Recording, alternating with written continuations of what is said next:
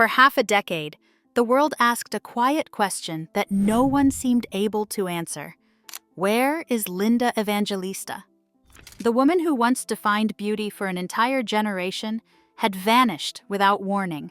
No runway appearances, no red carpets, no fashion campaigns, no interviews, just silence. The kind of silence that feels unnatural, unnerving, like a door suddenly slammed shut in the middle of someone's brightest moment. Well, supermodel Linda Evangelista is, as she puts it, brutally disfigured following cosmetic procedure reportedly went wrong, sending her into a deep depression. And now she's speaking out, saying she's done hiding. For those who lived through the supermodel era, Linda wasn't just another face. She was the face, the standard, the benchmark, the woman designers would restructure collections for, the woman photographers treated like a living sculpture, the woman whose bone structure became the blueprint for a decade. And yet, through the late 2000s, she disappeared so completely that young people entering fashion barely knew her name. She was one of the most in-demand supermodels in the world, but for the last 5 years, Linda Evangelista has kept a low profile. Now we know why. But absence is rarely accidental. Sometimes it's forced. Sometimes it's chosen. And sometimes, as in Linda's case, it's the devastating intersection of both. Nobody knew that while the world moved on, Linda Evangelista was living a very different life behind closed doors. A life defined by physical pain, emotional collapse, and a disfigurement so shocking that even she couldn't bear to look at herself. She didn't go silent because she wanted peace. She went silent because she no longer recognized the person she had become. When Linda finally broke that silence in September 2021, her words landed like thunder. She posted a photograph and a statement so raw, so heavy, so brutally honest that the world froze. She wrote that she had been brutally disfigured by a cosmetic procedure. She said she had become unrecognizable. She revealed that she had been living in deep depression, hiding from everyone, including herself. That single post detonated across social media. Millions of people shared it. Fashion insiders gasped. Headlines exploded. But beneath the noise was something much more tragic. This was a woman explaining why she had vanished from her own life. To understand the weight of her confession, you have to understand who Linda was before everything changed. She was born in St. Catharines, Ontario. Just a girl in a small Canadian city with no idea she would one day hypnotize the world. Discovered at 19, she stepped into New York during an era that treated models like disposable mannequins. But Linda refused to be disposable. She insisted on being more than a hanger, more than a pretty face. She learned lighting, studied angles, understood fabric like a designer. She didn't just pose for the camera, she collaborated with it. Designers like Karl Lagerfeld didn't just use her to sell clothes. They rebuilt their vision around her. Versace trusted her with the entire image of Italian glamour. Photographers like Steven Meisel relied on her ability to transform from frame to frame, from icy minimalism to fiery sensuality. In seconds, editors claimed she appeared on more than 600 magazine covers, maybe 700. Even they lost count. Then came the line that cemented her legend. "We don't wake up for less than $10,000 a day." Critics pretended to be outraged. The truth? She was the only one willing to say what every top model knew. She wasn't lucky to be there. She was valuable. She created millions for brands, and she demanded to be paid accordingly. She changed an industry by simply naming her worth. But fame and beauty live on a timer. By the late 2000s, the fashion world shifted toward anonymous teenage faces, cheaper, quieter, easier to control. Linda adapted, still booked prestigious campaigns, but the golden era was fading. Then motherhood entered her life in 2006, and everything changed again. she became deeply devoted to her son, Augustine. Her priorities flipped. The woman who once lived on airplanes rearranged her entire schedule around bedtime stories, parent-teacher meetings, school mornings. Still, she remained a working model. Her image continued to matter, not just artistically, but financially. A model's face is her livelihood. Her body is her profession. A small change in appearance could close doors forever.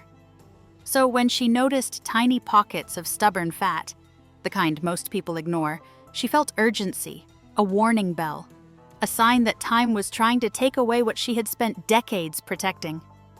Enter CoolSculpting, a treatment marketed as modern, safe, non-surgical, FDA-cleared a miracle tool that promised to freeze fat away with zero downtime. It was pitched like a beauty shortcut for women who wanted refinement, not reconstruction. Millions had done it. Ads claimed you could walk out of the clinic and go straight back to your life. The perfect promise for someone who depended on subtle perfection between August 2015 and February 2016. Linda sat through 7 sessions: chin, thighs, abdomen, flanks, small zones only the most high-definition cameras would ever notice. She followed every instruction exactly. She trusted the science. She trusted the company. She trusted that the promises were real. But 3 months later, she felt lumps, hard, raised, unnatural bulges pushing through her skin. At first, she thought she was imagining things. A swelling, a reaction, something temporary. But the bulges grew and grew and grew when doctors diagnosed her with Paradoxical Adipose Hyperplasia, PAH. She felt the floor drop out from under her. PAH is the nightmare scenario no cosmetic clinic wants to discuss. A freak reversal where frozen fat doesn't die, it mutates, expands, hardens, distorts the body into unnatural geometric shapes. It is physically painless at first, but emotionally catastrophic.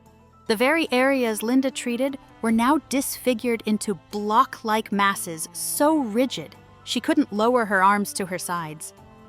Under her bra line, tissue rubbed until she bled. Her thighs developed raised ridges she couldn't hide under clothing. Her chin, once sculpted and iconic, now held a hard bulge she couldn't angle away from the camera.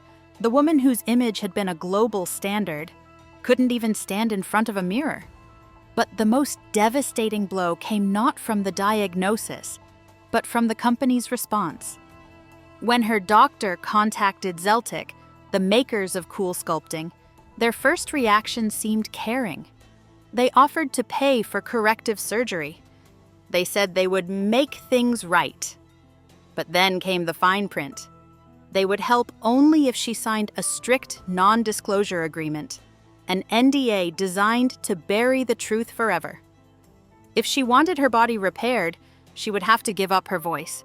It was a calculated move. Silencing Linda Evangelista meant silencing a global symbol, a woman whose face had once dominated the world. She refused. And that refusal came with a price. She paid for her own surgeries, 2 full-body liposuctions, brutally invasive and agonizing. She wore compression gear for months, slept in straps and sleeves and girdles that dug into her healing skin, but the bulges always returned. PAH is unpredictable, stubborn, and often incurable. The surgeries didn't fix her. They only reminded her how broken she felt. Her world shrank to the size of her home. She avoided mirrors, avoided cameras, avoided the outside world entirely. She developed eating issues, surviving some days on water, celery, and a single apple. She stopped laughing. She stopped smiling. She stopped being herself. Even her son noticed. "Mommy," he asked one day, "do you remember when you used to laugh all the time?" The question pierced her. She knew he saw the sadness she thought she was hiding. She hated what her isolation had done to him. For 5 entire years, she received no professional income.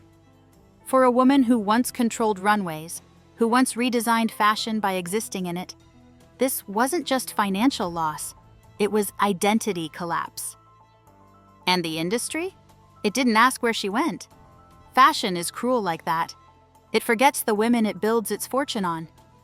Then, on September 23, 2021, Linda stopped hiding. She posted her truth, explained her disappearance, named the procedure, named the company, named her depression, named her shame, named her pain. The world listened. Finally, news networks dissected every detail. Former fans rediscovered her. Other PAHE survivors came forward online, telling stories of similar bulges, similar shame, similar silence. Some said clinics dismissed their fears. Others said they were told PAH was extremely rare. Many said they felt gaslit. Then something symbolic happened. A recall. Zeltic pulled certain CoolSculpting applicators from use due to increased complaints of PAH. The FDA published the notice. The world realized Linda Evangelista wasn't a freak case. She was the first woman powerful enough to force a conversation. She filed a $50 million lawsuit. She pushed forward. She spoke out. She stopped hiding. Her settlement came quietly in 2022. No amount disclosed. But the amount hardly mattered. Her return had already begun. Fendi called. She returned to modeling in a dramatic campaign. Then came a runway moment no one thought they'd see again. Linda Evangelista, stepping into the light, closing the Fendi show in a sweeping Tiffany blue gown that made the entire room rise to its feet. The woman who thought she could never be seen again was being celebrated. She appeared on the cover of British Vogue, draped artfully, photographed with care. Protected, yet present, the cover wasn't just a photo. It was her reclaiming herself. She reunited with Naomi, Cindy, and Christy on a shared Vogue cover. A sisterhood restored. Icons standing together again. A reminder that Linda hadn't fallen behind. She'd simply been fighting a war no one saw. And then came her greatest transformation. One no surgeon could create. For the first time, Linda Evangelista was no longer chasing perfection. She was chasing truth. She wasn't redefining beauty with her bone structure, but with her honesty. She wasn't commanding power with a look, but with her story. Her scars didn't destroy her. They revealed her. Her silence didn't erase her. It prepared her. Her suffering didn't break her. It rebuilt her. Linda Evangelista has become something unimaginable in the 1990s fashion world. A woman who is beautiful not because she is flawless, but because she is real. She was once the supermodel who changed fashion with a haircut. Now she is the woman changing lives with her truth. She didn't just survive the destruction of her image, she transformed it into strength. And in doing so, she found a power far greater than perfection. She found herself.